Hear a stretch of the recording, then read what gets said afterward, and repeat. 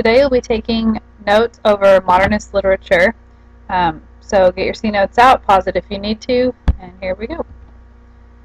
The time period for modernist literature is approximately 1890 to 1950.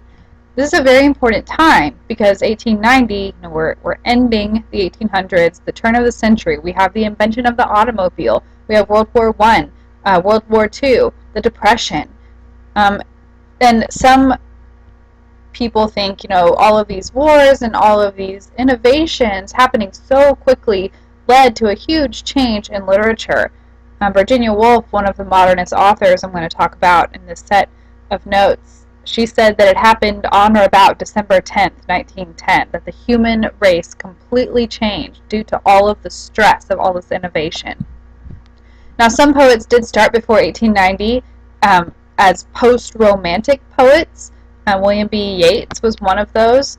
We may or may not study him this year. And so they're still considered modernist poets even though they were writing before 1890. Some poets continued writing after World War II. E. Cummings, T.S. Eliot, they were still writing after World War II, after 1950, but again are still considered major players in the modernist movement. The focus was in Europe and North America. This is a British lit class, generally, and so we're going to focus in those areas. Some major characteristics of the modernist style. There's a purposeful shift away from traditional styles. It makes sense that the literature would reflect the technology and the changes in industrialization and the changes in the way people thought about life and death. You have the invention of bombs, the invention of the H-bomb. This is a huge deal that's really changing the way people think about how they live their daily lives. It also includes techniques such as stream of consciousness, where the character is just talking. They're just saying everything that's in their head, and it's sort of disorganized and really reflects the way that we think. There's also the interior monologue, where it's, we have first-person narratives before this time period. However, the interior monologue of the modernist era focuses more on the feelings of sort of the common man, not as much the bourgeois, rich people. There's also writing in multiple points of view. If you're with me sophomore year, we read the Poisonwood Bible, which is told from the point of view, of 5 different people. So that's got really started during the modernist time period.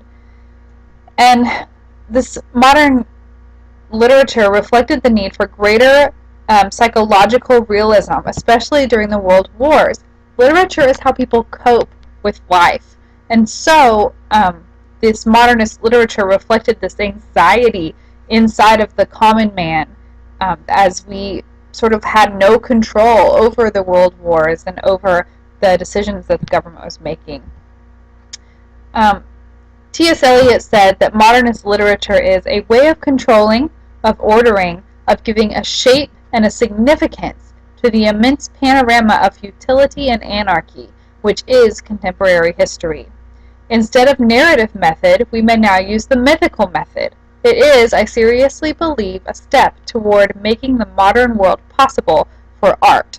Okay, so what does that even mean? What it means is this literature of the modernist period gives order to this ever-changing world at the start of the 20th century, helps us cope with the invention of the automobile. In The Great Gatsby, where, I guess Myrtle, it's been a long time, someone's killed in a car accident.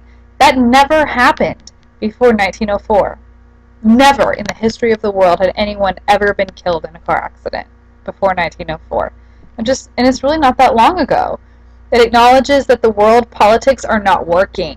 The futility and anarchy, Eliot says, that we have no hope, kind of getting ourselves out of this mess we've gotten ourselves into with the world wars, the crash of the stock market, the Great Depression. All of these things are really hurting us, and the politics are not working.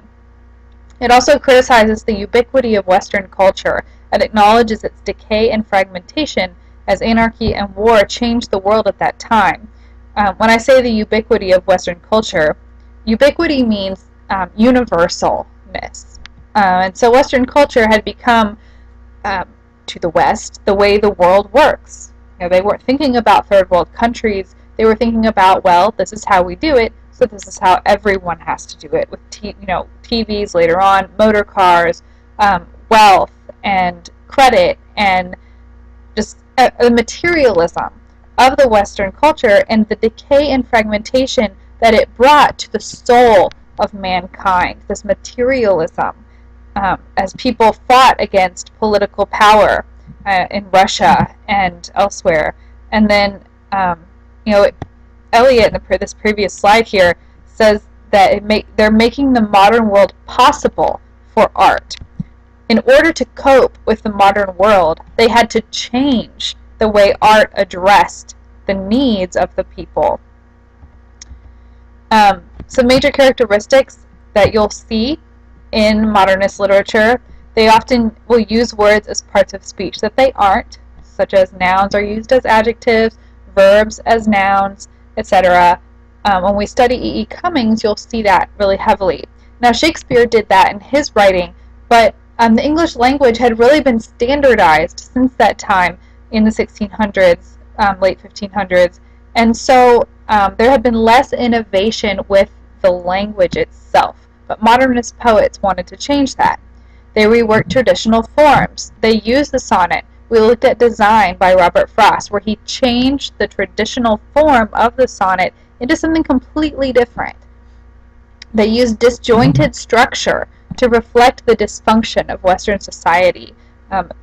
One of my favorite poems, The Wasteland by T.S. Eliot, is a modernist work, and the whole poem seems to have no central theme or no central image that it's focusing on, but the focus is the disjointed structure and the dysfunction and crumbling of Western society.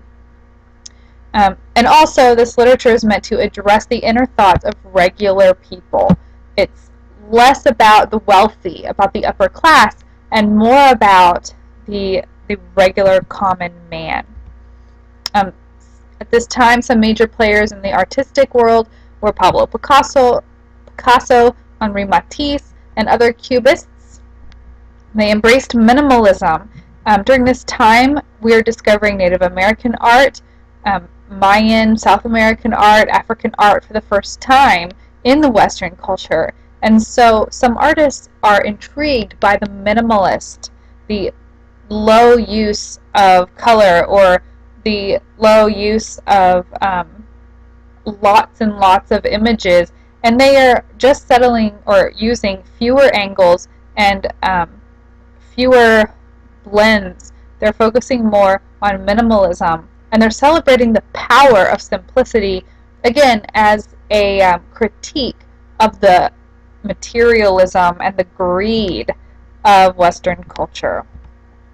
As far as authors, I got cut off down here, but Virginia Woolf is her picture over here, Joseph Conrad, William Faulkner. They explored the inner mind of man, and you can't really see that there, but they separated from the idea that the authors were only supposed to write about the wealthy. That's what it says at the bottom there, wealthy. That authors and artists were only for the rich.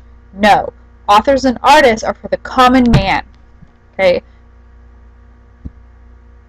As for poets, the major players, and so we're going to study and have studied some of these, Ezra Pound, E.E. Cummings, T.S. Eliot, H.D., abbreviated her name, Hilda Doolittle is who that is, Robert Frost, and many, many more.